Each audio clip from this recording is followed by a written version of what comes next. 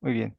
Bueno, les damos la cordial bienvenida al 16º Seminario Rafael Martín del Campo y Sánchez 2024. Este evento está organizado por el Laboratorio de Vertebrados del Departamento de Biología Comparada de la Facultad de Ciencias de la Universidad Nacional Autónoma de México.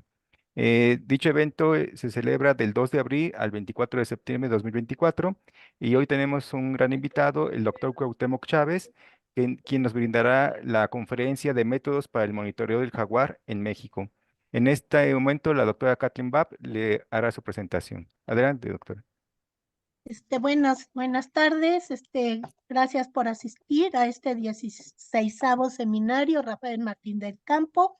Les voy a presentar brevemente al doctor Cuauhtémoc Chávez, el cual realizó sus estudios de licenciatura en la Facultad de Ciencias, su especialización en estadística aplicada y tiene posgrado tanto en la Facultad de Ciencias, en Ecología y Ciencias Ambientales, como realizó su doctorado en la Universidad de Granada y en la Estación Biológica de Doñana, en España. Hoy en día es profesor investigador de la Universidad Autónoma Metropolitana, Unidad Lerma. Eh, Sus líneas de investigación están orientadas a aspectos de la ecología en general y la funcional, como de problemas de conservación de poblaciones y comunidades.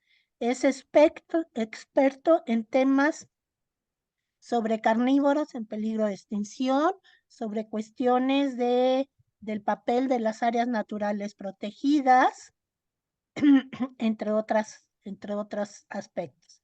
Ha trabajado por más de 20 años en el jaguar, en la selva maya, y en el 2001 puso el primer collar de GPS satelital a un jaguar en este proyecto, que es el que tiene hoy en día un mayor número de jaguares radiomarcados.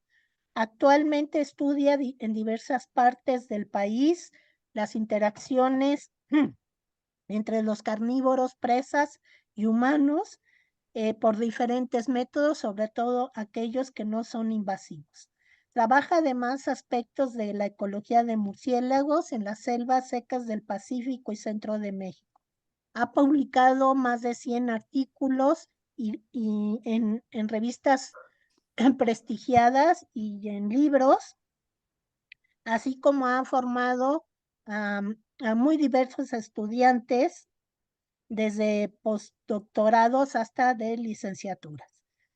Sus avances han facilitado la generación de productos importantes, como es la identificación de áreas prioritarias para la conservación del jaguar en México. Es fundador y vocal de investigación del Subcomité Consultivo Técnico Nacional para la Conservación y Manejo del Jaguar y otras especies de felinos. Hoy en día es miembro de la Alianza Nacional para la Conservación del Jaguar y desde el 2012 es miembro del Small Carnivorous Specialist Group de la Unión Internacional para la Conservación de la Naturaleza. Sin más y agradeciendo su valiosa participación, le cedo la palabra, doctor Chávez. Muchas gracias por aceptar A participar. ustedes, muchas gracias por la invitación. Muchas gracias a la Facultad de Ciencias por este tipo de eventos y al laboratorio en el cual ustedes participan, porque esto también es parte de la universidad y es parte de cómo las universidades deben de divulgar el conocimiento, ¿no? La plática va en torno precisamente a cómo nosotros hemos utilizado los distintos métodos precisamente para el conocimiento de los vertebrados, sobre todo en este caso me voy a enfocar en el jaguar, pero muchos de estos métodos son empleados en otras especies, es decir, no solamente es de jaguar, sino en infinidad de especies en general. Y uno de los principales problemas que tenemos es precisamente cómo le podemos hacer o cómo podemos determinar este, eh, cuántos individuos o cuál es el tamaño de una población sobre todo de estas especies que son carismáticas, especies que además son crípticas en el sentido de que se observan poco y de que además tenemos pocos datos de estas especies, ¿no? Hay muy pocos o había muy pocos avistamientos de estas especies. Y la otra es cómo estas especies regulan también a las poblaciones de las presas y demás. Entonces, una es, tenemos primero en qué grupos son los felinos, y los felinos en realidad son 38 especies que se han identificado en el mundo, de los cuales 7 son grandes gatos, ¿no? Los grandes gatos son del género Panthera. Estos gatos del género Pantera, la mayoría, o si no es que casi todos, están en peligro de extinción, y están en peligro de extinción precisamente por actividades humanas, ¿no? Es decir, turismo, la ganadería, la agricultura, están afectando a estos organismos. De hecho, estas 7 especies del género Pantera, está el tigre, el león, el jaguar, el leopardo de las nieves, este, el, el leopardo, el leopardo, y digamos, usualmente estas especies comparten características más o menos comunes y problemas comunes entre sí, ¿no? Entonces, muchos de los métodos que se han utilizado para estas especies son precisamente, en general, comunes o se utilizan para esas especies. Una es, ¿por qué estudiar el jaguar? Aparte de ser una especie carismática e indicadora y paraguas, es decir, carismática es que nos atrae a nosotros, indicadora es que nos ayuda a saber cómo está la salud de los ecosistemas, y paraguas es esta especie que, digamos, que al proteger a esta especie, protegemos a otras especies, ¿no? El problema del jaguar, cuando empezamos este proyecto, ya hace unos veintitantos años, era que no había muchos estudios con el jaguar, ¿no? Entonces, era uno de los gatos menos conocidos en el mundo. De hecho, el jaguar, se encuentra dentro de la IUCN como especie casi amenazada, y no hay un acuerdo todavía a nivel continental de cuántas especies, digo, cuántos individuos hay. En general, se dice que hay entre 64.000 a 173.000. Habita una gran cantidad de hábitats como bosques tropicales, matorrales, humedales, sabanas. De hecho, se puede ir de mojado a Estados Unidos, digamos, en los matorrales de Nuevo México y de Arizona. Usualmente se han registrado algunos individuos. Ocupa casi 8.6 millones de kilómetros cuadrados y tiene una densidad, un tamaño del área de actividad que es como el home range, es decir, el área en el que se mueven los organismos, su hábito hogareño, de cerca entre 30 a 1.359 kilómetros cuadrados. Eso es lo que más o menos hay en la literatura. Y las densidades tenemos entre 0.74 a casi 11 o 12 individuos por cada 100 kilómetros. Es nocturno, aunque en algunos lugares ha cambiado sus patrones de actividad a ser diurno. Depende de la intensidad precisamente de la presión humana. La conducta social es usualmente solitario y se reproduce, o la edad de la primera reproducción es precisamente a los 3.5 años. Y en promedio tiene 2 camadas.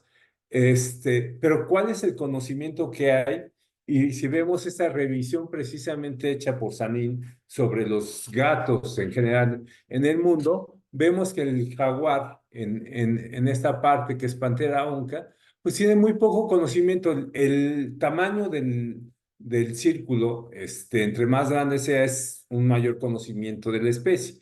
Y vamos a ver que hay muy poco conocimiento sobre el efecto de la destrucción del hábitat, sobre los efectos de la infraestructura humana, sobre el jaguar y sobre efectos sobre ecología de movimiento o demografía, etcétera, ¿no? Entonces, es de estas especies que tenemos pocos conocimientos, pero si ustedes ven, el 80 o el 70% de los gatos en realidad tienen problemas precisamente de conocimiento. Y si esto sucede con una especie carismática como lo es el jaguar, ahora imagínense especies que no son tan llamativas, ¿no? Entonces, ahí sí tenemos un problema de enfoque precisamente de cómo enfocamos nuestras energías precisamente a las especies, ¿no? Pero la otra es, ¿cuál es la interacción o cómo es que los humanos exactamente se relacionan con los jaguares? Y esta es una publicación que realizó un estudiante mía, que es Yamel Rubio Rocha, en el cual analizamos precisamente por país cuántos artículos había sobre la interacción con los humanos y además con hábitos alimentarios. Y encontramos que solamente en Brasil y en México es donde se han realizado la mayor parte de estudios con el jaguar y muy pocos estudios en los otros países en los que se distribuye el jaguar.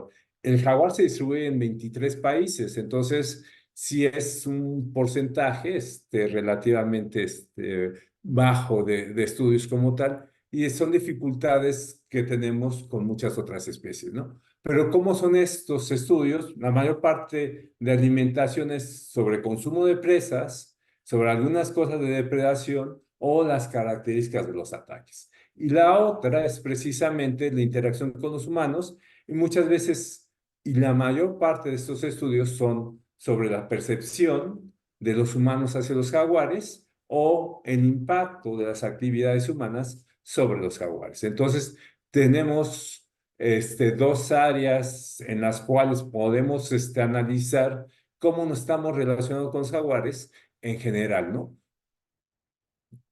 Pero ¿cuántos jaguares hay en el mundo?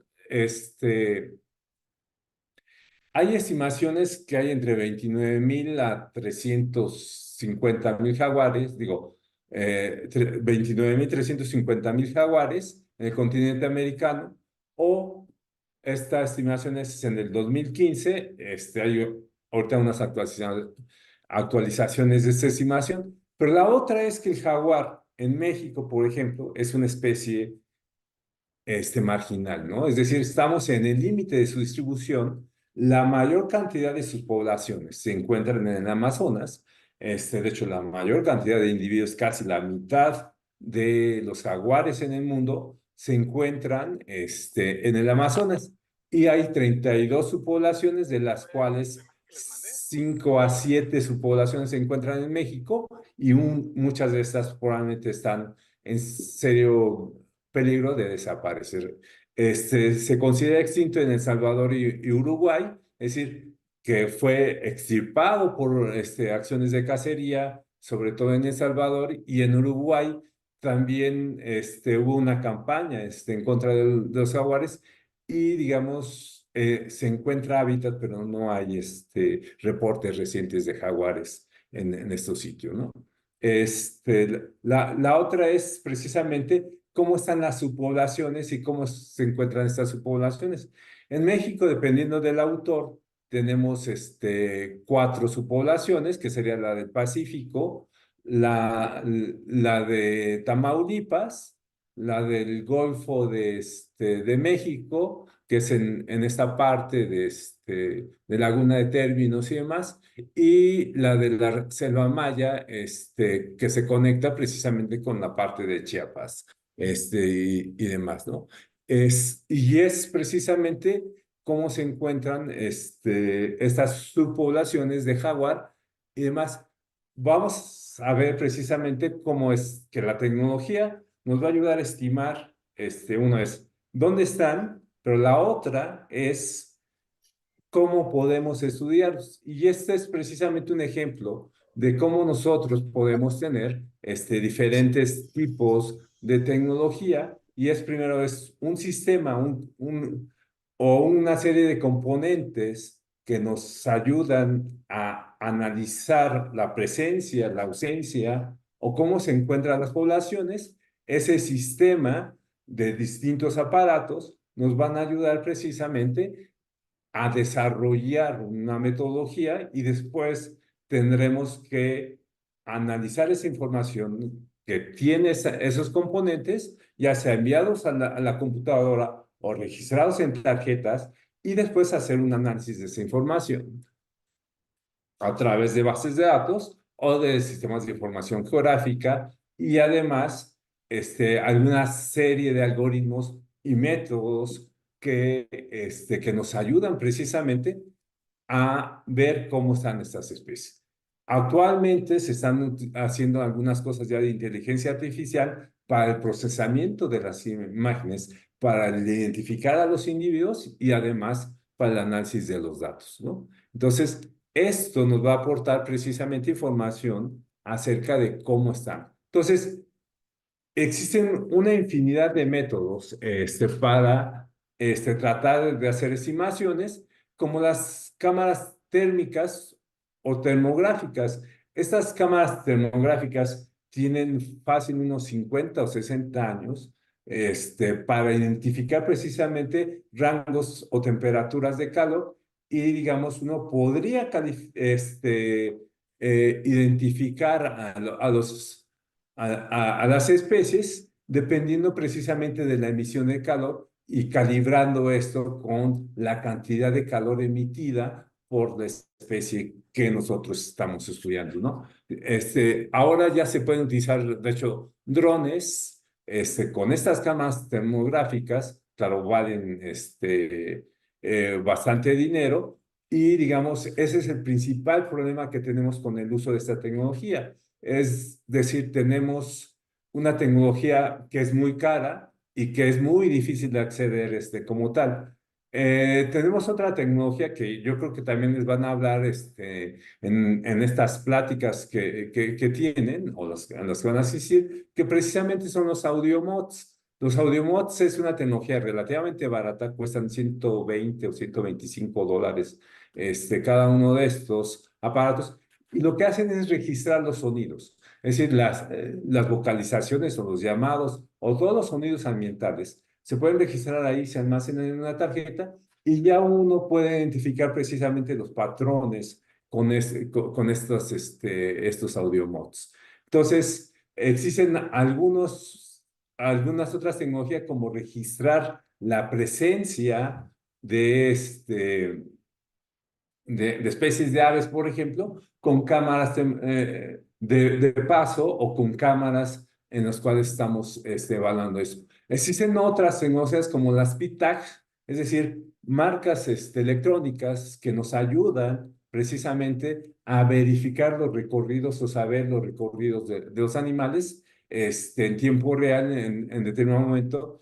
Usualmente se utilizan para animales como especies marinas y demás. En los jaguares no los hemos utilizado porque tenemos el problema de la selva, que evita precisamente el paso de muchas señales y demás.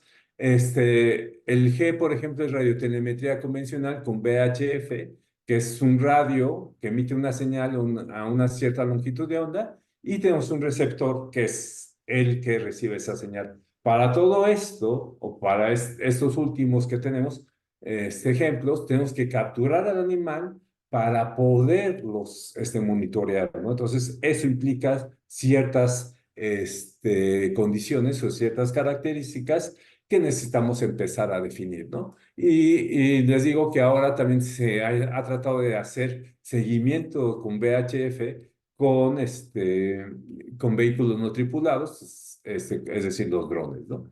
Y tendríamos registros. Y de hecho, actualmente también se puede hacer algunos vuelos de reconocimiento y evaluar el uso de determinados senderos o rutas o caminos por parte de las especies. Claro, en la selva con los jaguares es un poco complicado o muy complicado en el sentido de la cobertura arbórea que tenemos y que nos evita esa parte.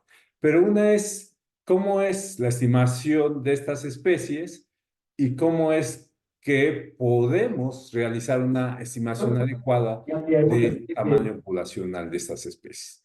Y ahí es precisamente dos combinaciones que tenemos. Uno es los lugares o los sitios en los cuales se ha registrado la especie y, digamos, las estimaciones de esas especies, es decir, cuántos individuos hay por unidad de área en general de estas especies. Y les digo esto porque muchas veces pensamos que la conservación radica en proteger a los animales y no trabajar con ellos, pero, por ejemplo, en Brasil, los jaguares generan cerca de 7 millones de dólares al año por cuestiones de ecoturismo. Entonces, estamos hablando que si lo trabajamos o si empleamos bien algunas de las tecnologías, probablemente podamos generar algunas alternativas de manejo en general, ¿no? Estos son mapas precisamente de distribución de dos especies, que es el tigre y el leopardo, y cómo se encuentran o cómo eran los registros de estas especies durante los últimos 15 o 20 años. Y la idea es pasar precisamente de estos registros a hacer una estimación de cuántos animales hay, es decir, cuántos individuos hay, es decir, pasar de ese mapa a un mapa como este, en el sentido de estimar cuál es el tamaño poblacional y cuántos individuos hay y cuáles son los intervalos de confianza de eso, ¿no? Por ejemplo, estiman que hay cerca de 261,000 leopardos y cerca de 5,000 tigres, ¿no? Claro, si ustedes ven los intervalos de confianza son muy grandes y esto es precisamente por los distintos métodos que se utilizan o que se utilizaron para hacer estas estimaciones, ¿no? Es decir, son estimaciones que se realizan dependiendo de los fines o cómo los investigadores están trabajando en cada uno de estos sitios, ¿no? Entonces tenemos esa parte, pero una es cómo nosotros hemos evaluado estas poblaciones de jaguar, por ejemplo, en México, y lo que hicimos fue precisamente generar un manual de fototrampeo, una serie también de recomendaciones y de protocolos de atención para jaguares silvestres. Eso también nos dan datos precisamente de cómo están los jaguares y cuáles son precisamente esas áreas en las cuales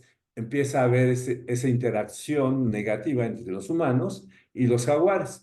Este jaguar que ven aquí con un collar verde es un collar de GPS satelital. Este no era de 2 vías, este fue de hecho uno de los primeros que pusimos y almacenaban información en una tarjeta, el collar, y digamos, teníamos que recuperar el collar para bajar esa información y saber por dónde estuvo moviendo el jaguar, ¿no? Entonces, esa es una de las formas, usualmente. La otra era precisamente utilizar collares satelitales que lo que hacen es enviar la información o la ubicación donde se encuentra el animal y enviarla a la computadora.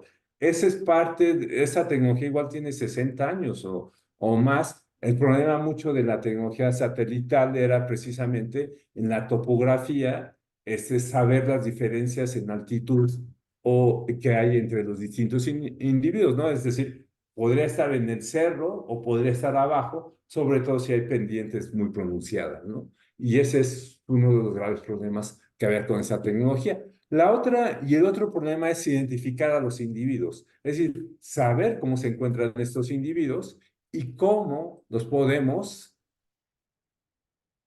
identificar en general. Y casi la mayor parte de los grandes felinos del género Pantera los podemos identificar precisamente por los patrones de rosetas o motas, o en el caso de los tigres, los patrones de las líneas que atraviesan su cuerpo, y cada uno de esos es característico. Aquí el problema que tenemos es que el lado izquierdo, no es simétrico al lado derecho, y entonces tenemos que tomar fotografías de los dos lados para poder tener una identificación correcta de los individuos. En el caso de algunas especies como los leopardos de las nieves, usualmente la identificación son entre patrones de motas en las manos o en la cara, que cambian esa configuración como tal, y que nos ayudan a saber qué individuo es. El problema de especies como el jaguar, digo, como el puma o como el león, es que no tenemos patrones o marcas características de los individuos. Se ha tratado de hacer algunas cosas con la parte final de la cola, el tamaño del manchón de pelos negros que pueden tener en la cola, o en las patas qué tan blanco o qué tan negro oscuro lo tienen en general, o si hay parches de pelos en esa parte, ¿no?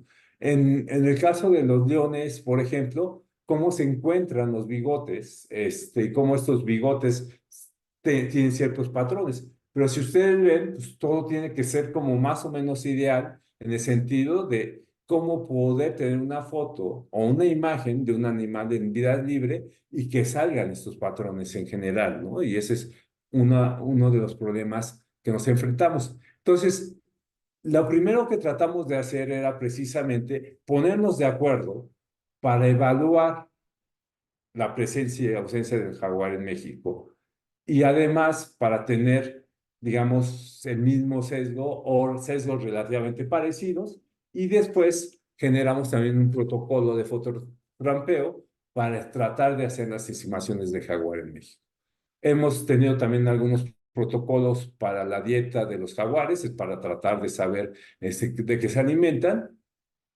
Y tenemos un protocolo para análisis de anestesia, evaluación de la salud física y demás, que eso nos ayuda precisamente a tratar de que la mayor parte estemos de acuerdo en generar información con sesgos más o menos parecidos, ¿no? Entonces, generamos un cuestionario para determinar la presencia o ausencia del jaguar en México. Estamos hablando que estos los generamos entre el 2000 y 2006. Se hizo esto en reuniones nacionales precisamente de conservación del jaguar, convocados por por la Comisión Nacional de Áreas Naturales Protegidas, dentro del Comité Técnico para la Conservación del Jaguar, ¿no? Y ahí fue donde nos empezamos a poner de acuerdo para precisamente estandarizar todo eso. También el manual es cómo hacemos un diseño para estimar a los jaguares, para también estimar a las presas, cuáles son los elementos básicos de las trampas cámara. Las trampas cámara en los últimos años han tenido un uso probablemente indiscriminado, porque usualmente cualquiera puede ya comprar una cámara y tomar unas fotos de los animales, pero lo que tenemos que tener en cuenta es que como biólogos tenemos que hacer un diseño de muestreo para poder hacer una estimación de cuántos animales hay en determinados lugares o en determinados sitios.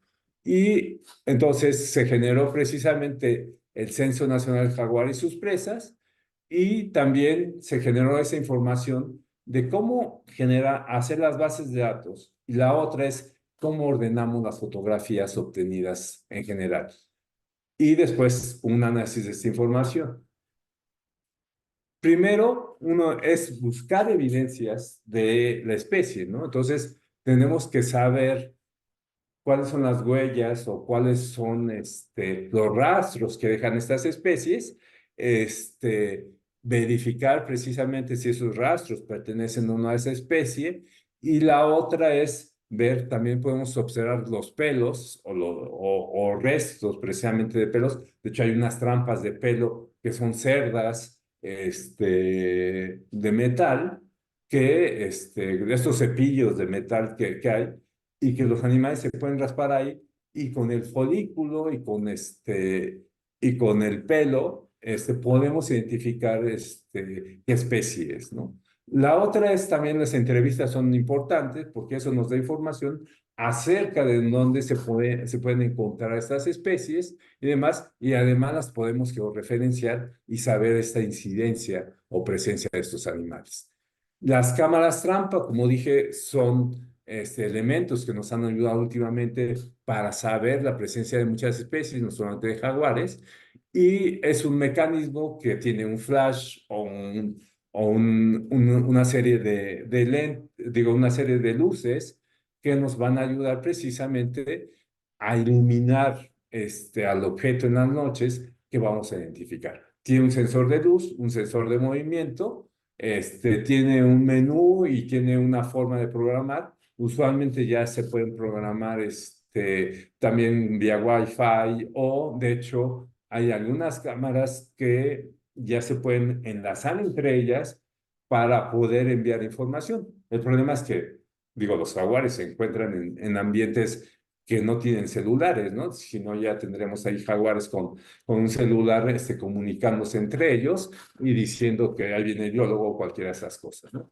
Pero estas cámaras nos han facilitado mucho la vida en el sentido de podernos o poder ayudar a identificar a los individuos. La otra es que además podemos ver en algunas de estas cámaras fotos o las imágenes o los videos de las especies, ¿no? Entonces, es una tecnología que nos ayuda. El problema de estas cámaras muchas veces será precisamente cómo identificar. Entonces, para generar el Censo Nacional de Jaguar y sus presas, nos llevó 3 años más o menos de planeación del primer censo, ponernos de acuerdo además en realizar un protocolo estandarizado y tratar de ver en qué sitios. Acuérdense que estamos hablando que es 2004, 2005, 2006 y hasta el 2007, 2008 es cuando empieza el primer censo del jaguar y que además en esas todavía no había suficientes cámaras y la sensibilidad de estas cámaras eran relativamente buena, pero el problema de las cámaras es que la mayor parte eran cámaras con rollo. Entonces, digo, a lo mejor ustedes no conocieron las cámaras de rollo, en las cuales tenían películas de 12, de 24, de 36 exposiciones. Entonces, pues ahí implicaba un esfuerzo de ir a colocar la cámara y además de que se les pudiera velar por la humedad del ambiente, etcétera, un montón de cosas que tenemos en general con eso. Entonces, ahí tenemos un poco ese problema con esta estimación o cómo estimamos estas poblaciones. Entonces, lo dejamos con ya cámaras digitales. Las digitales, pues ya tienen todo el mundo una cámara digital en su teléfono. Actualmente hay cámaras que son 4K, que tienen comunicación directa con el celular o por medio de Wi-Fi. Y además tienen video, digo, sí, cámaras de 40, 50 megapíxeles, ¿no? Entonces ya tienen ahí la cuestión es en almacenamiento y además ya está ahí cámaras solares, ¿no? Y el número de fotografías que se obtienen precisamente de fototrampeo nos puede ayudar a estimar cuántos animales hay por un modelo de regresión relativamente simple en general, ¿no? Pero también podemos ver, estos son los jaguares que se fotografiaron en el primer censo nacional de conservación del jaguar, se muestraron cerca de 60 o 80 áreas y estas, digo, 60 o 80 kilómetros cuadrados. En ese entonces no sabíamos mucho de cómo se mueven, cuántos se mueve un jaguar, etcétera. Pero vean, todas estas fotos son del Edén, que es en el norte de la península de Yucatán, en Quintana Roo. Este también es en Yucatán, en el norte, y este es del ejido 20 de noviembre en Campeche como tal, ¿no? Y con los patrones de las motas podemos diferenciar a los individuos y demás. Entonces, hay una ventaja de la técnica que es no invasiva, es útil para muchas especies que son crípticas y con esto podemos cubrir grandes áreas si hay caminos y si no, pues también se hacen y digamos uno camina algunos cuantos kilómetros como tal, ¿no? Y la otra es el alto costo del equipo inicial, pero el problema de esto es que usualmente pueden robarse el equipo o se puede dañar el equipo como tal, ¿no? Y la otra es también eso, es decir, podemos tener imágenes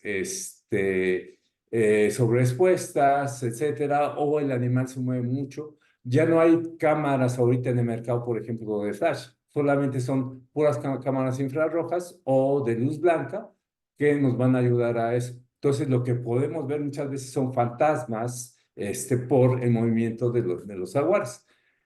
Las cámaras reaccionan relativamente rápido. Ahorita reaccionan como que tiene 0.2 segundos en el momento en que el animal pasa y le toman la foto, ¿no? Bueno, trata de tomarle la foto, ¿no? Este es precisamente los puntos de ocurrencia o presencia de jaguares en, en América. Y digamos, esta es una revisión hecha por Jedereski, que es un polaco, y digamos, y estudios donde se han hecho estimaciones de densidad de jaguar y con modelos de ocupación y modelos de nicho ecológico, utilizando diferentes tipos de variables, si son humanos, digo, si es urbanizado, si hay pastoreo, etcétera, podemos hacer una estimación a nivel global de cómo se encuentran los jaguares en América.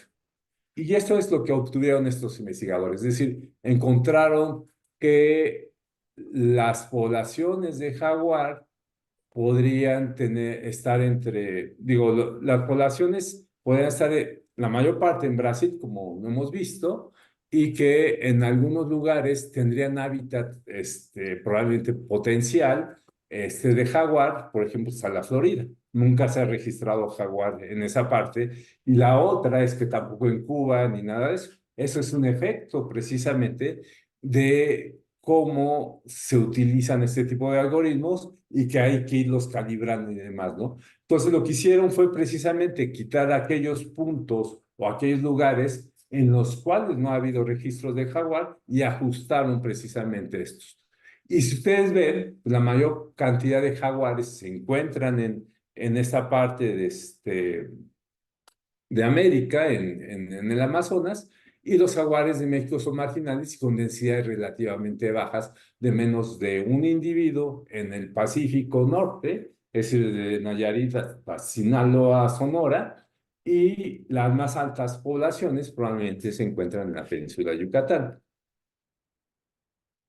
Entonces, después de eso, se puede analizar cuáles son las probabilidades de extensión, es decir, en función de las variables ambientales que podemos tener, que son presiones ambientales sobre los jaguares, podemos modelar esto y podemos saber cuál es la probabilidad de extinción, es donde tenemos aquellos focos rojos en los cuales las especies o la especie puede desaparecer. Ustedes ven precisamente que de nuevo, México es marginal y la probabilidad de extinción de muchas de estas poblaciones se encuentran precisamente en México o en el sur de Brasil, entre Brasil y Argentina. Esa es parte de lo que estimamos. Y de hecho, aquí este mapa precisamente nos da una idea clara de cómo se encuentran más o menos ciertas subpoblaciones y cómo estas poblaciones están en peligro y demás, y cómo están aisladas algunas de estas, ¿no? Y eso es parte de lo que tendríamos que hacer para tratar de conectividad, de restaurar esa conectividad entre estas, ¿no? Eso es lo que ocurre en México. Estos son los registros que tenemos de jaguar en México. Si pongo la imagen y ya no la encontré, de hace 20 años teníamos muy poquitos puntos sobre el jaguar. Digo, esta es una imagen que tiene 5 años ya, bueno, 4 años, pero 5 años de información, en el sentido de que aumentó exponencialmente el conocimiento, por lo menos la presencia o saber que existía el animal, ¿no? Y que existían los jaguares. ¿Cuántos jaguares hay en México? La estimación del primer censo dio 4.000 jaguares, la mayor parte de la península de Yucatán, 1.850 individuos. Después seguiría el Pacífico Sur con 666 y digamos la mayor cantidad de individuos también se encuentran aislados en las sierras de Tamaulipas, Nuevo León y parte de Coahuila, ¿no? Pero y tenemos algunos registros ocasionales en algunos otros estados como tal, ¿no? Pero cómo se encuentran a nivel nacional, digamos, en cada uno de los países. Y esta es una estimación precisamente de Jereski con estos modelos. Y resulta que en Uruguay también podría haber jaguares, pero podría haber porque está el hábitat, pero no ha habido registros en los últimos 100 años de jaguares, y la conectividad también se ha perdido mucho en esa parte, ¿no? La otra es El Salvador, que de hecho en El Salvador recién, bueno, tenían estirpado precisamente al puma, tiene 4 o 5 años que volvieron a tener registros de pumas, y muy probablemente a lo largo del tiempo, si el hábitat y el ambiente se conserva y además existe cierto grado de protección, probablemente puedan llegar algunos individuos migrantes precisamente a El Salvador. Uruguay es un poquito más difícil, pero porque también las conexiones están un poco perdidas. ¿Cuántos jaguares hay en México según este autor? Estamos hablando entre 6.400 a 11.000 y los 8.556. Los resultados del primero y del segundo Censo Nacional Jaguar 2010 y 2018 hablan que tenemos entre 4.000 a 5.000 jaguares o 6.000 jaguares en México. Entonces, si ustedes ven, la estimación ahí va más o menos. Ahí la cuestión muchas veces son los algoritmos para hacer estas estimaciones y cómo los estimamos y cuál es la varianza o el error que podríamos tener. Pero en general, las estimaciones son muy parecidas en esa parte. También tenemos datos de las presas y podemos realizar probablemente algunos estudios sobre la densidad de las presas. Tenemos más de 20 presas o especies de presas fotografiadas en los sitios con el jaguar. Cada una, digamos, el diseño para los jaguares debe ser muy diferente a un diseño para los ocelotes o los tigrillos porque se mueven de diferente forma. Iguales de las presas, pero nos ayuda precisamente a saber cómo se encuentran. La otra es los monitores fotográficos, es eso, otra forma de estimar, pero esto es como que personas o fotógrafos que se dedican a fotografiar animales y identificar esos animales como tales en cada una de estas áreas. Entonces es mucho más complicado estar haciendo esto, pero tiene cierta ventaja y demás, como tal, ¿no? La otra es el muestreo no invasivo, que es precisamente la colecta de excrementos, el uso de pieles, si hay en esa parte, para ver cosas genéticas, o la toma de muestras de animales capturados y demás. Entonces, una parte importante es precisamente cómo podemos hacer o cómo podemos identificar en los excrementos a los individuos. Sí, digamos, genéticamente los jaguares o todos los animales dejan células de escamación y células precisamente intestinales dentro de los excrementos. Entonces, con este ADN que se mantiene en esta parte, nosotros podemos extraerlo y podemos saber el individuo, es decir, si es Juanito, Josecito, Panchito o Paquito, el que dejó ese excremento, pero además la especie, si es jaguar, puma, ocelote, etcétera, de los que están en ese sitio, y además también podemos saber el sexo, si es hembra o es macho. Entonces, la tecnología en ese caso nos ayuda precisamente a separar este grupo, y es precisamente por los pares de bases y los primers que amplifican precisamente las bandas de PCR que se amplifican con el PCR y, digamos, identificar la presencia de estos. Y muchas veces con microsatélites también empezar a diferenciar en cada uno de estos. Y si ustedes ven, cada una de las especies tiene distintos patrones o distintas bandas.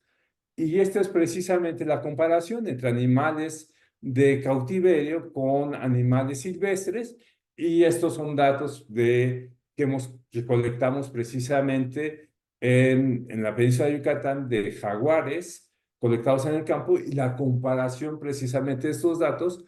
Y fuimos de los primeros que empezamos a trabajar este tipo de temas precisamente con la gente de España en general. Y la otra, estos son los sitios, y hicimos una comparación precisamente entre Brasil y México. México como la parte marginal, entre comillas, y Brasil como la parte central, y estos son los 14 sitios de muestreo en los cuales estuvimos trabajando. Esas son las colectas de los excrementos. También esto requiere cierto conocimiento de cómo encontrar los excrementos y más. Hay quienes se encuentran con perros, pero también los perros tienen ciertos problemas en que se saturan con los olores y demás, ¿no? ¿Y qué es lo que encontramos? Pues básicamente poblaciones o subpoblaciones o grupos genéticos en general, que era esperable, es decir, está muy separado la península de Yucatán del Amazonas, pero vean cómo se encuentran las poblaciones precisamente en Brasil, es decir, las del Amazonas, en Virúa, Maracay o Atumá o la Reserva Duque, que está precisamente en el Amazonas, y las poblaciones del Pantanal o la Caatinga y Aratinga, y después las poblaciones de Capibara. Y vean cómo es los patrones precisamente genéticos y en los cuales tenemos México separado de los otros dos. Pero lo sorprendente aquí es precisamente como Capibara se separa precisamente de toda la parte del Pantanal Amazonas y sí, Pantanal y Amazonas, no me acuerdo ya del CENTI. Pero bueno, esto lo que nos está diciendo es que probablemente haya aislamiento entre entre estas poblaciones, ¿no? Y es precisamente entre estas poblaciones, y Capibara, si ustedes ven, está relativamente cerca de la Caatinga, pero el problema es que hay una barrera muy grande ya de actividades humanas que no han permitido o que no permiten precisamente la conectividad de estas áreas, ¿no? Esto es lo que sucede en México. Nosotros hicimos también en 9 sitios esta colecta. También fuimos a Chiapas, al sur de Chiapas, y colectamos en Sinaloa las muestras. Y lo que encontramos fue precisamente que los jaguares parece ser que están sufriendo un aislamiento, los del Carmen en Sinaloa, con respecto a los jaguares que están en la península de Yucatán y que están en Chiapas, ¿no? Mientras que en los pumas, si ustedes ven, no hay tanto aislamiento y las poblaciones o la población más o menos es continua. Entonces, aquí nos están indicando que probablemente está ocurriendo ya un proceso de aislamiento, de separación de las poblaciones de jaguares, precisamente por esta falta de conectividad. El puma es un poco más clásico que el jaguar y entonces ahí tenemos ese tipo de cosas. La otra es precisamente la diversidad genética en México es de los más bajos reportados para la especie, es decir, porque digamos, estamos en la parte marginal. En las partes centrales de las poblaciones debemos tener una mayor variabilidad como tal. Acuérdense que además, por los eventos del Pleistoceno, las especies regresaban o migraban de norte a sur por estas partes de las glaciaciones y los jaguares sufrieron varios procesos así de esta forma, ¿no? La otra hay conectividad, pero esta conectividad se está perdiendo precisamente entre la península de Yucatán y el norte del país, ¿no? Esta descontinuidad genética que les estoy hablando y, digamos, los paisajes antropogénicos, las poblaciones orientales, es esta parte de Veracruz, Tabasco, no hay ya mucho flujo y entonces están empezando a quedar aisladas esas poblaciones como tales, ¿no? Aunque no hay una señal de depresión endogámica, esto no indica que tengamos que hacer acciones de conservación. Y la idea es precisamente tener estas acciones de conservación para tratar de conectar o tener conectores entre las áreas. Les hablaré un poquito sobre el uso de collares de GPS satelitales. El primero es un collar de VHF, en esta parte. Después tenemos de GPS que les dije que es solamente almacenar la información. Y tenemos los collares de GPS de 2 vías que ya lo que hacen es almacenar parte de esa información, enviarla al satélite y uno ya la recibe precisamente en la computadora. Entonces uno ya no tendría que hacer el monitoreo que se hacía en esta parte. Esto es precisamente parte de lo que estuvimos trabajando con los collares de GPS en Caoas, que es un ambiente manejado, y en Calakmul, y digamos cómo estaba el hábitat disponible, como tal. En los primeros 3 años trabajamos como VHF, entonces poníamos unas antenas, esas antenas medían 25, 30 metros, y ahí tenían una antena para el seguimiento con un compás para escuchar precisamente el sistema nulo, en donde no se escuchaba el sonido, era donde registramos a la especie, ¿no? Estos sistemas ya casi no se utilizan mucho para especies, digamos, que se puedan seguir relativamente cerca. Y en este sistema se utilizó también en Chamela, en Jalisco, ¿no? Con los collares de GPS tuvimos 3.600 lecturas, capturamos 10 jaguares y, digamos, el problema de esto es la selva, ¿no? El 22% de las localizaciones programadas para cada collar es lo que obtuvimos. Entonces, también hay que programar los collares previendo ese tipo de cosas y dependiendo de qué es lo que queremos saber de los jaguares. Las áreas de actividad, por ejemplo, es lo que se mueven los jaguares. Las hembras en promedio se mueven mucho menos que los machos. Las hembras se mueven cerca de 150 a 200 kilómetros cuadrados, un poquito más. Y los machos entre 600 a 700 kilómetros cuadrados en general, ¿no? Y si ustedes ven, casi en 3 meses, en una temporada, recorren toda esa área que tienen para moverse. Estos es precisamente los polígonos en los cuales se mueven los jaguares y los pumas, digo, los jaguares, y cómo se mueven cada uno de estos en cada uno de estos. Es Calakmul, y cómo se mueven en Calakmul un macho o cómo se movían. Aquí nos faltaba una hembra que es rica, que anda por acá, pero digamos, vean que hay un amplio traslado, pero también esto está en función precisamente de las presas y nosotros reportamos de las grandes áreas precisamente de los jaguares. Entonces, mucha de la información que había antes era seguimiento vía VHF y ese seguimiento está limitado precisamente a la capacidad de moverse para localizar a los animales. Mientras que esto, uno le pone el collar de GPS y el animal es el que va mandando la ubicación donde está. Entonces, es muy diferente a estar haciendo vuelos de avioneta para tratar de localizar al animal. Si es que anda por ahí, entonces era mucho más complicado y el dinero que se gasta uno en cuestiones de volar en avioneta es mucho más fácil invertirlo precisamente en este seguimiento de GPS, ¿no?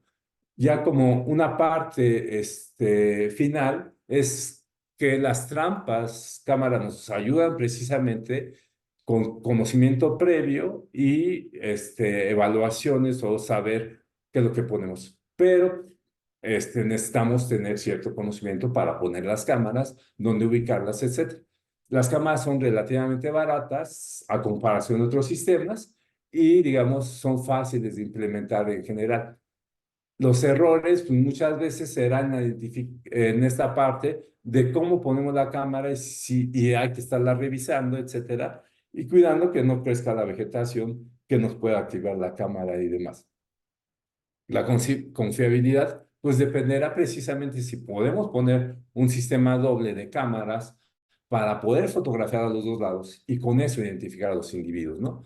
Los muestreos fotográficos directos son buenos, pero el problema es que solamente es una persona, va siguiendo al animal, lo va a tratar de fotografiar y lo va a identificar, pero es complicado. Si es confiable, sí, en este caso, pero los muestreos genéticos han demostrado que nos ayudan a estimar densidades, que sí requiere un conocimiento para extracción, tener los primers adecuados, tener el laboratorio para hacer esto, pero en costo probablemente va más o menos con lo de las cámaras. Yo diría que es un poquito más caro, pero nos da otro tipo de información además, es decir, los hábitos alimentarios de los jaguares, y nos ayuda a hacer precisamente estimaciones de qué es lo que están consumiendo, ¿no?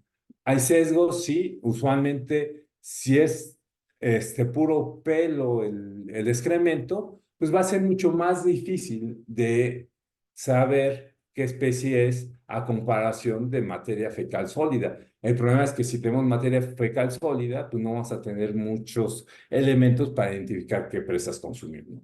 Y es altamente confiable este muestreo genético. Usualmente, pues, digamos, es como preguntarle cómo se llaman a los jaguares. La otra es la captura. Requiere conocimientos de por dónde van a pasar los animales, otro tipo de cosas. Es muy caro el capturar a los animales y además, pues vamos a tener un poco menos de errores, sí, pero en determinado momento los animales saben precisamente que los vas a capturar y entonces caminan mucho. como tal, y es muy difícil capturarlos después de 5 o 6 años en un solo sitio. Pero para la identificación individual es excelente, porque ahí sí tenemos ahora sí que los pelos del jaguar en la mano para estimar cuántos individuos hay como tal, ¿no? Y digamos, eso sería todo, de la plática.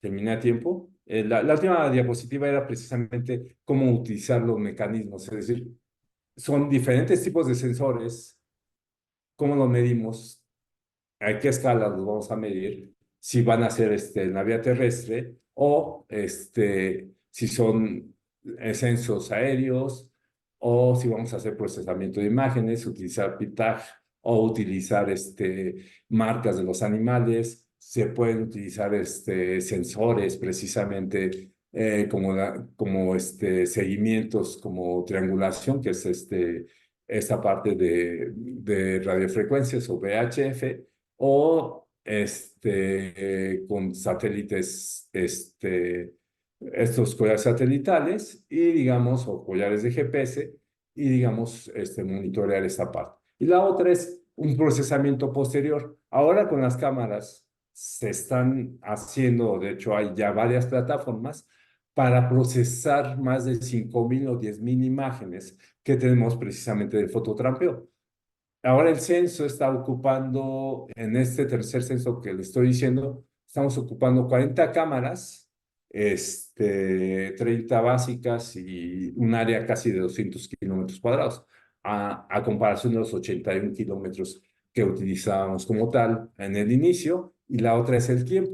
Antes era como una imagen, una sola fotografía de los animales, y ahora vamos a tratar de tener más fotografías de los animales para hacer cosas de captura y recaptura y hacer una estimación. Por lo menos van a durar las cámaras 90 días en estos sitios. La recomendación usualmente es eso, ¿no? Ya sería todo. Muchas gracias. Sí, le agradecemos mucho, doctor, Cuauhtémoc, por esta interesante conferencia. En este momento hay varias preguntas en el chat. De hecho, la doctora Kathleen le hará las preguntas. Adelante, Kathleen. Muchísimas gracias por su interesante plática, doctor. Tiene muchas felicitaciones y muchas preguntas. Silvia Sí. Torres pregunta que se supone que en Brasil se encuentra también en el Pantanal Mato Groense, ¿no es cierto? Sí. Sí, hay jaguar. De hecho, en el Mato Grosso, usualmente están los jaguares más grandes, es decir, los jaguares que llegan a pesar 110, 115 kilos, como tal. Por ahí hay un récord de 130, pero los cazadores siempre estiman mucho más de lo que cazan. Y además la otra es, no llevaban para pesar a los animales, entonces es una estimación hecha así a la ligera, ¿no? Sí. Loari Gabriel da las gracias por su plática y pregunta con relación a los métodos que menciona para hacer el monitoreo, ¿cómo han subsanado la parte de incertidumbre en la medición y sobre la interacción con la sociedad que mencionó? ¿Esta ha tenido a ser positiva o negativa en México? Ok. Ahí hay dos cosas. Uno, la estimación y usualmente los sitios en los cuales hemos trabajado, o se ha trabajado el Jaguar y digamos los sitios en los cuales yo también he estado trabajando, usualmente trabajamos de hecho, de la mano con la comunidad. Es decir, el proyecto, si es un ejido, tiene que entrar a través de la asamblea del ejido y entonces el ejido es el que da el visto bueno para que nosotros podamos poner las cámaras y ellos conozcan precisamente que tienen jaguares en su sitio. La otra es que además en estos sitios, sobre todo en los que yo conozco que son de la península de Yucatán, las ampliaciones forestales, el que tengan jaguares en sus predios o en estos sitios de la explotación forestal, les da puntos precisamente para la certificación de la madera. Entonces, eso les ayuda también al ejido a tener una mayor puntuación. De hecho, tenemos ejidos como Novec, que tiene una muy buena explotación forestal de caobas. Ellos tienen ubicados exactamente dónde está cada una de las caobas que van a explotar. El que tengan jaguares y el que tengan esta parte, pues les ayuda a vender mucho más cara su madera, ¿no? Ellos ganan cerca de $1 millón, si no me equivoco, anualmente por esta parte de la producción forestal, ¿no? Y entonces ahí es cuando hacemos ese vínculo precisamente entre las poblaciones locales y las personas. La otra es precisamente atender estos problemas de depredación, ¿no? Es decir, estas interacciones negativas que hay entre los jaguares y entre los jaguares y las personas.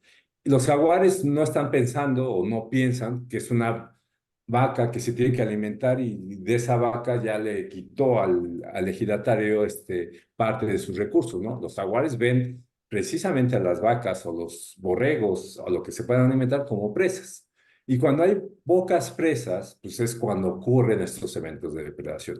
Entonces, nosotros hemos modelado todo este tipo de cosas y hemos visto que solamente en ciertos lugares, en ciertas temporadas, probablemente existan estas interacciones negativas. Entonces, lo que hacemos es mitigar precisamente esto. Existe un seguro ganadero que es creado precisamente por la Asociación Nacional de Ganaderos y, digamos, esta da una compensación del animal muerto por un depredador y digamos, claro, un poquito más bajo del precio del mercado, pero con eso recuperan parte de su inversión. Esto. Y entonces existen en todo México ya personas certificadas para verificar si fue un depredador y qué tipo de depredador fue el que consumió esa vaca, etcétera, ¿no? Y la idea es precisamente tratar de generar precisamente estos vínculos entre los pobladores locales y además nosotros estuvimos monitoreando, por ejemplo, un sitio 2 o 3 años en los cuales si hubo evento de depredación se pagaba esa depredación y en determinado momento se mitigaba esa parte. Y existe un protocolo para eso. Y además, digamos, lo último que tenemos que hacer es mover al animal a otro sitio, que además, pues empezamos, si no conocemos cómo está el otro sitio, pues causamos algunos problemas entre los jaguares. Entonces, la idea es precisamente tratar de mitigar ese tipo de cosas. Ok, gracias. María Fernanda Martínez pregunta si alguno de los jaguares que monitorearon en el 2008, si siguen siendo monitoreados en la actualidad. Esa es una buena pregunta. Yo creo que no. Ahorita, por lo menos en el 2008 al 2016, 17, que fueron como tal, ya han cambiado mucho de los jaguares. De hecho, los jaguares no se mantienen estables en un solo sitio. A los 2 o 3 años se mueven a otras áreas y empiezan, digamos, a interactuar en los otros lugares. Y luego regresan a los 2 o 3 años. Entonces, es una dinámica un poco complicada de explicar en el sentido de, digo, nosotros tenemos 10, 15, 20 años en algunos sitios y cómo ha ido cambiándose precisamente la composición. Lo que sí tenemos es jaguares de un sitio del norte de la península de Yucatán registrados en el otro, es decir, los jaguares que se registraron en el Edén y los ay, donde están los flamingos en el Zapotal, que están separados como 100 kilómetros o un poquito más. Se registró un jaguar precisamente en el censo, en el primer censo, que se llamó, bueno, que le llamaron Zapote Edén, precisamente porque se registró en el Zapotal y en el Edén. Y ahí la conectividad es la que se puede evaluar. Esta vez tratamos de hacer el censo ahorita precisamente en los dos sitios, pero el problema es que ha habido algunos incendios y demás y no nos permitía precisamente trabajar en esta parte, ¿no? Sí, gracias. Preguntan también si se ha modificado la dieta de los jaguares en el periodo de estudio y cuál es la temperatura promedio del jaguar. Ok. Sí, de hecho, cambian los patrones de alimentación dependiendo del sitio y dependiendo precisamente del año. Y eso depende mucho de las abundancias de las presas y además de la intensidad de la cacería. Estamos diciendo que en los lugares donde hay cacería, los jaguares se van a tener que alimentar de las especies que le van dejando los humanos. Es decir, los venados, los pecarís, usualmente son preferidos por los humanos y entonces se acaban los humanos y entonces los jaguares se van a tener que alimentar de especies más pequeñas como los armadillos o los cuatis neotropicales o los tejones neotropicales, ¿no? Entonces, ahí tenemos precisamente cambios en la dieta por el efecto humano y también hay cambios precisamente en los patrones de la disponibilidad de presas, ¿no? Entonces, los jaguares obedecen a esos cambios como tal hasta cierto punto, ¿no? Es decir, ya si quedan especies muy pequeñitas, los jaguares no se alimentan de eso y ahí tenemos como tal. Entonces, ahora la distribución, por ejemplo, ha habido reportadas cerca de 105, 106 especies. Claro, en cada uno de los sitios en realidad son 5 o 10 especies de las que se alimentan los jaguares predominantemente, ¿no? Sí, gracias. Preguntan también cómo podemos saber si está afectando a las poblaciones de jaguar la construcción de Tren Maya y qué se puede hacer. Ok, ahí hay dos cosas y digamos, el problema sí es un problema de fragmentación en general para todas las especies provocado por el Tren Maya y que hace que se dividan algunas, sobre todo en algunas poblaciones, sobre todo en esta parte de Quintana Roo, la parte de Yucatán, la mayor parte son potreros y son acahuales, entonces hay conectividad solamente con las especies que hay, digamos, sobreviviendo en esta parte. Pero sí es importante indicar que no había pasos de fauna en las carreteras en toda la península de Yucatán. Entonces, lo que hizo el tren es detonar, entre comillas, que se consideraran esos pasos de fauna y que se empezaran a tener esos pasos de fauna para conectar precisamente poblaciones. El problema es dónde poner esos pasos de fauna y cómo conectar esas poblaciones. Porque además, acuérdense que el tren Maya va encapsulado o tiene rejas por los dos lados, e impide precisamente el flujo entre un sitio y otro sitio. Y si va pegado a la autopista, por ejemplo, Mérida, Cancún, pues estamos hablando de un área fácil de 60 o 70 metros, ¿no? Entonces, se tienen que construir precisamente estos pasos de fauna por debajo para que los animales pasen de un sitio a otro. Usualmente los utilizan y no hay tanto problema de identificarlos como esa parte. La cuestión es exactamente en dónde dejamos el desarrollo, en dónde utilizamos la conservación y cómo podemos equilibrar estas dos cosas. Y eso sí es un poco complicado.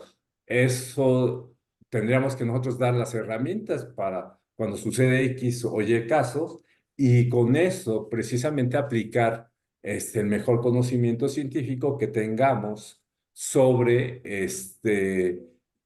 puentes, sobre pasos de fauna, sobre cómo conectar áreas, etcétera, ¿no? Y eso es lo que tendremos que utilizar, porque también muchos, digamos, los pasos estos de fauna para jaguares no necesariamente pueden servir para otras especies, o al revés. Estaba leyendo que también las plantas necesitan ese tipo de pasos de fauna, digo, de flora en determinado momento, y que tenemos que ver cómo conectar precisamente estas flora que está quedando aislada también, porque al final de cuentas, si se interrumpe el flujo, sobre todo por los dispersores, pues entonces hay un deterioro precisamente de las plantas, ¿no? Entonces, sí es algo que tiene muchísimo más cosas, pero tenemos que intervenir como biólogos en este tipo de cosas y la decisión es como tal, ¿no?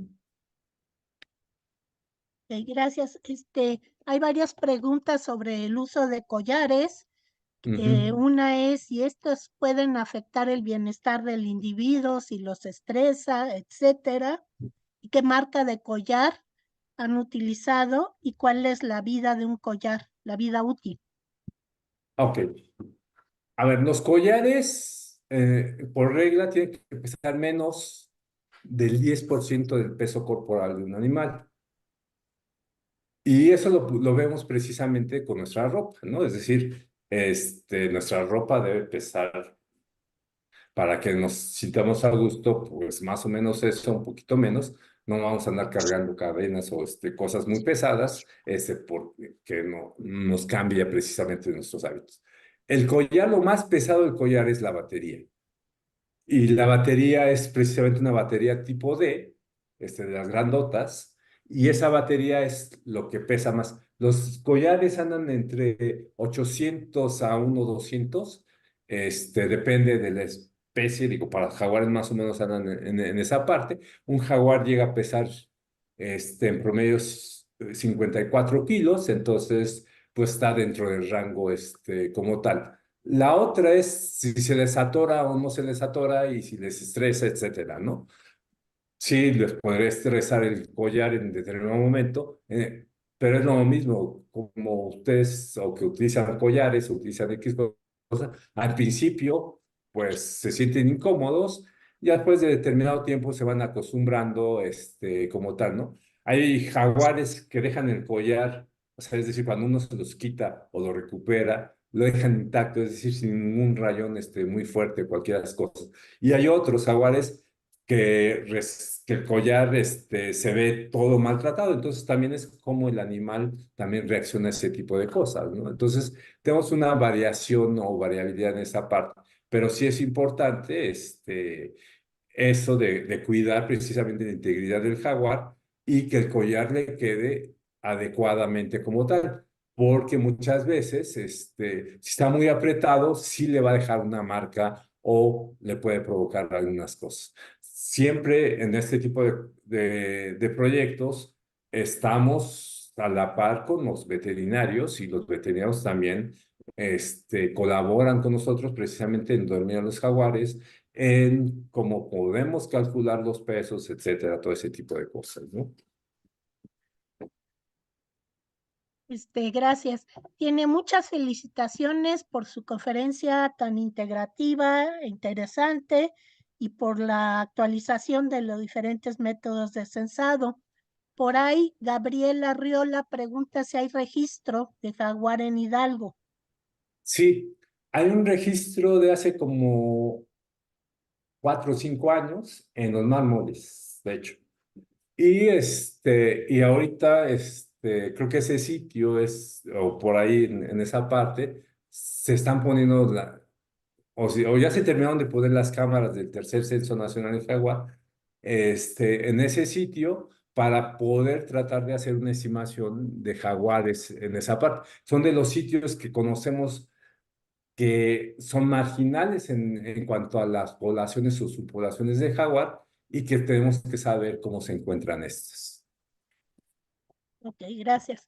Paula López menciona que esto de los puentes sería, por lo tanto, un área de oportunidad para que ustedes como expertos asesoren allí justo en pro de la conservación. Sí, Comentario exactamente. más bien. Ese era digo, y eso ha sido también una discusión dentro del grupo de expertos. Hay quienes están a favor o en contra del tren. Bueno, a favor creo que nadie, pero digamos, uno está en contra en el sentido de hacer algo y otros de que pues es una obra que ya se hizo y que tenemos que mitigar precisamente los impactos de esta obra, ¿no? Entonces, lo que tenemos que hacer es, entonces, generar información sólida para ver por dónde están pasando los animales y generar estos puentes o esta conectividad, como tal. Muchas veces también los animales atropellados nos indican qué lugares están utilizando los animales para pasar de un sitio a otro. O sea, hay varios reportes de atropellamiento de jaguares, pero también hay que ver qué es lo que conecta esa área con la otra área, porque a lo mejor es un sumidero, es decir, un área en el cual los jaguares se van al otro lado, pero no se establecen y se regresan, ¿no? Y eso es lo que puede suceder en muchas áreas. Entonces, sí tiene uno que ver precisamente qué es lo que vamos a conectar y cómo lo vamos a conectar y cómo estos, digamos, viven y demás. Además, la otra es, si podemos o logramos que cruce un jaguar o dos jaguares, la diversidad genética aumenta. Entonces, eso es parte de lo que tendremos que hacer, ¿no? Gracias. Roberto Adrián Martínez precisamente pregunta que con el aislamiento de las poblaciones de jaguar en México, ¿qué es lo más probable que suceda? Si disminuye el flujo genético o debilita la población o puede empezar un proceso de especiación. Ahorita va a empezar un proceso de aislamiento digamos, depende del tamaño de la población. Aquí todavía no hay, entre los expertos de genética de poblaciones, un consenso en cuántos individuos serían los mínimos que debemos de tener en cada una de las áreas para que no haya esta parte de la endogamia y esta parte de tener jaguares endogámicos, ¿no?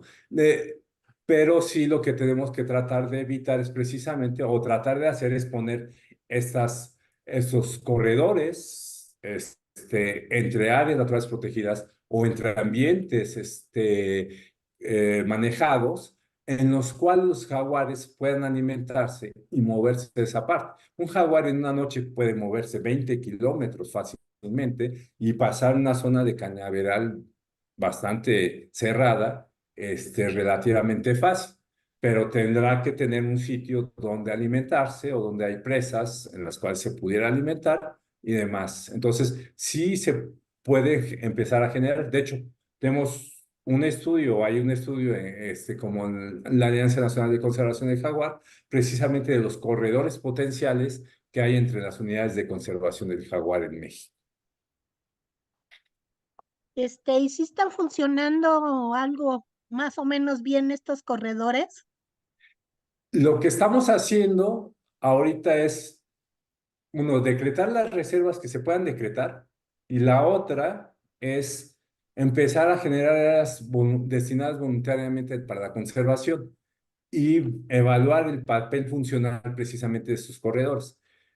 Los corredores están definidos por la propia, digamos, en este caso, las áreas voluntarias están definidos por la propia comunidad. La comunidad es la que dice, bueno, pues yo voy a conservar 1,000 hectáreas, 2,000 hectáreas o 3,000 hectáreas. En Guerrero estamos trabajando precisamente así de esa forma y empieza a haber precisamente un consenso para trabajar y conservar al jaguar.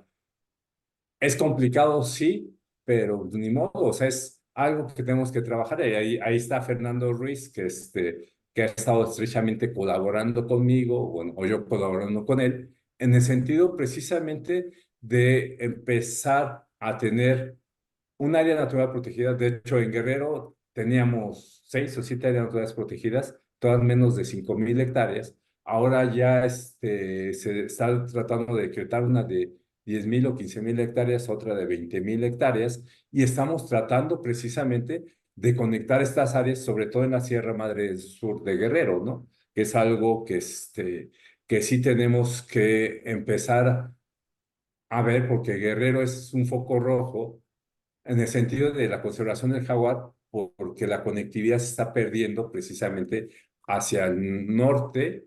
O sea, Guerrero es el que tenemos pocos jaguares, hay muy pocos sitios donde pudiera haber jaguares y toda la parte de la costa ya la perdimos en el sentido de turismo y en el sentido de cambios históricos con esta parte de agrocultivos, ¿no? Entonces, sí tenemos que empezar a ver por dónde podemos conectar estas poblaciones.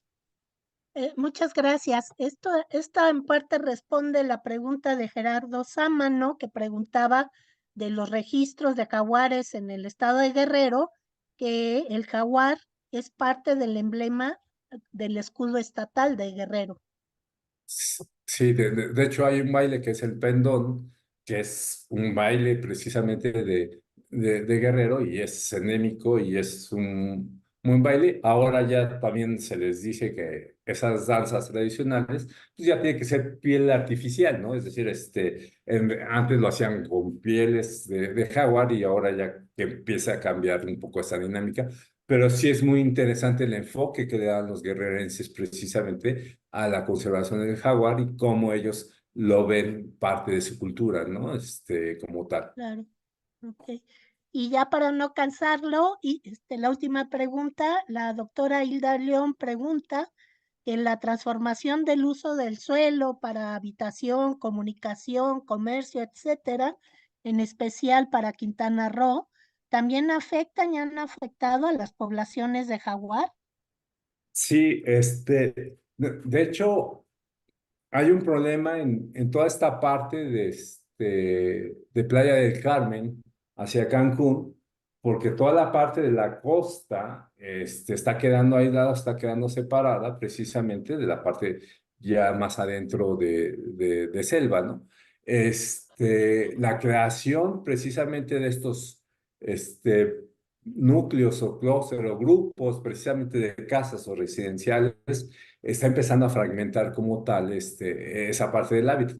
Y también está provocando que haya interacciones negativas con las personas, en el sentido de que los jaguares pues, se están alimentando de los perros, ¿no? O de los animales domésticos, porque pues, los ven ahí como presa o los ven caminando y digamos, pues, no diferencian entre un perro y otro animal. Entonces, bueno, sí los pueden diferenciar, pero digamos, es parte de como una presa adicional que tienen como tal. Entonces, sí hay un efecto, ese efecto lo que tratamos de hacer es mitigarlo.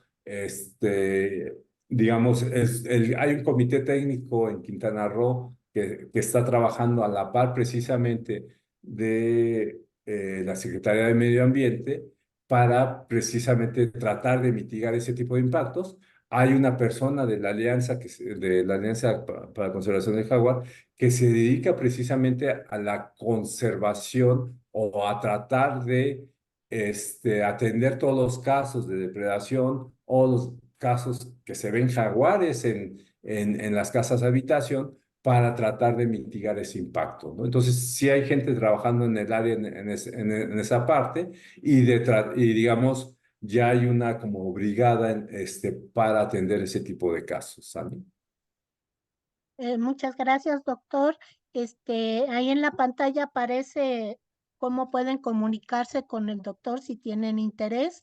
Y en verdad le agradecemos muchísimo su plática tan actualizada y tan interesante que tiene que ver precisamente con la conservación de nuestros grandes mamíferos, ¿no? Muchísimas gracias de nuevo. No, muchas gracias a ustedes por su invitación y por su paciencia, porque así ya nos aventamos un cachito más de tiempo. Sí, no, ¿Sale? estuvo súper interesante su conferencia, doctor. Muchas Mm, gracias. De hecho, le mandan saludos desde Tlaxcala, Campeche, de Argentina. Bueno, se conectaron también de la Ciudad de México. Y bueno, y siguen los saludos y las felicitaciones ahí en el chat. De hecho, también les queremos mencionar que, bueno, la siguiente conferencia, se realizará el martes 28 de mayo y tenemos de invitado al doctor José Roberto Sosa del CIDIR Oaxaca y él va a dar la charla sobre contribuciones de la bioacústica a la ornitología en México. Le agradecemos mucho su asistencia, doctor. Por correo le mandaré su constancia de participación y en verdad que estuvo muy, muy interesante en esta actualización sobre el jaguar y la conservación del jaguar en México. Al contrario, muchas gracias por la invitación y que tengan Ujú. buena tarde. Sí, muchas Muchísimas gracias, doctor. gracias. Gracias. Sí, y gracias a todas y todos por acompañarnos en la conferencia.